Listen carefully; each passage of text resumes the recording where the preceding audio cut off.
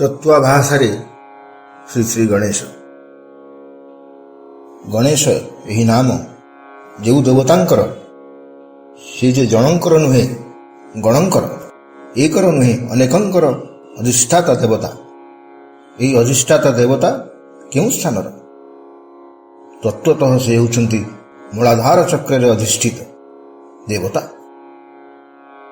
ସୂକ୍ଷ୍ମସ୍ଥ ଅଧିଷ୍ଠିତ ଏହି ଦେବତାଙ୍କ ନାମ ବକ୍ରତୁଣ୍ଡୀ। ଏହିପରି ଅନେକ ନାମ ସହ ବିଭିନ୍ନ ଭାବ ଓ ବିଭାବକୁ ନେଇ ସେ ବିଦ୍ୟମାନ।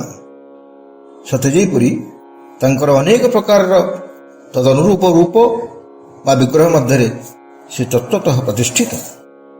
ଏପରି ଥାଇ ମଧ୍ୟ ନାନାବିଧ ସ୍ୱରୂପକୁ ନେଇ ସେ ବହୁବିଧ ରୂପର ଉପମା ଅପେକ୍ଷା ତାଙ୍କର ସୂକ୍ଷ୍ମ ରୂପର ତାଦାତ୍ମ୍ୟ ମଧ୍ୟରେ ହୋଇଛନ୍ତି ତଲ୍ଲୀନ। ତାଙ୍କ ତାତ୍ତ୍ୱିକ ରୂପର ତର୍ଜମା ତତ୍ତ୍ୱଦର୍ଶୀଙ୍କ ପକ୍ଷେ ହୋଇଛି ଅପେକ୍ଷାକୃତ ଅଧିକ ଅନୁଭବଗମ୍ୟ। ତ୍ରୈଲୋକ୍ୟାନି ଯାନି ଭୂତାନି ତାନି ସର୍ବାଣି ଦେହତଃ। ଏହି ତାତ୍ତ୍ୱିକ ଉକ୍ତିର ସତ୍ୟ ପ୍ରମାଣ ଶ୍ରୀ ଗଣେଶଙ୍କ ଦ୍ୱାରା ଦିନେ ହୋଇଥିଲା ପ୍ରତ୍ୟକ୍ଷୀଭୂତ। ମହାକାରଣର ମହାତାତ୍ତ୍ୱିକ ସ୍ୱରୂପ ସ୍ଥିତିର ନୈର୍ଧ୍ରୁବ ବିନ୍ଦୁ ବା ନୈର୍ଧ୍ରୁବ ବିନ୍ଦୁ, ଯାହା ଏକ ବୈଦିକ ମହତ୍ତମ ଅଧିଷ୍ଠାନ, ସେଥିରେ ଥିଲେ ଆତ୍ମବିସ୍ମୃତ ସ୍ୱୟଂ ମାହେଶ୍ୱର।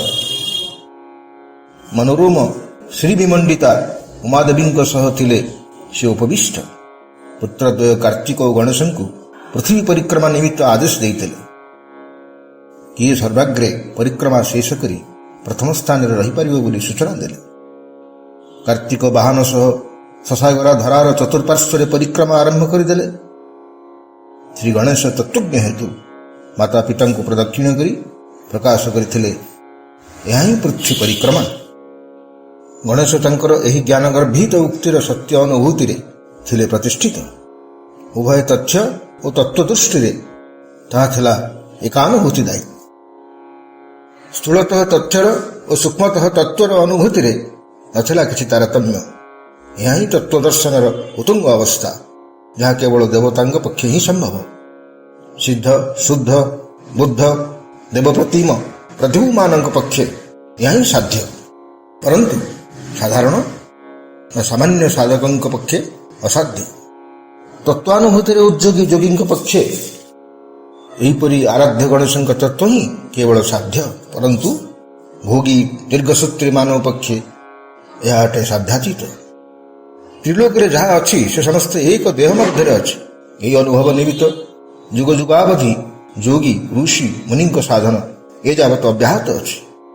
ସ୍ୱୟଂ ମାହେଶ୍ୱରୀ ପୁତ୍ର ବିଘ୍ନେଶ ଏହା ଅଜ୍ଞାତ ଥାନ୍ତେ ବା କିପରି? ପିଣ୍ଡ ହିଁ ବ୍ରହ୍ମାଣ୍ଡ, ଏହି ଜ୍ଞାନର ପ୍ରତ୍ୟକ୍ଷ ପ୍ରମାଣ ଦେଖାଇ ବକ୍ରତୁଣ୍ଡୀ ହେରମ୍ବ ବା ଗଣେଶ ଏହା ଜଗତକୁ ଶିକ୍ଷା ଦେଇଛନ୍ତି। ଜ୍ଞାନ ଓ ବିଦ୍ୟାର ଦେବତା ରୂପେ ଅଗ୍ରପୂଜ୍ୟ ହୋଇଛନ୍ତି ଶ୍ରୀ ଗଣେଶ।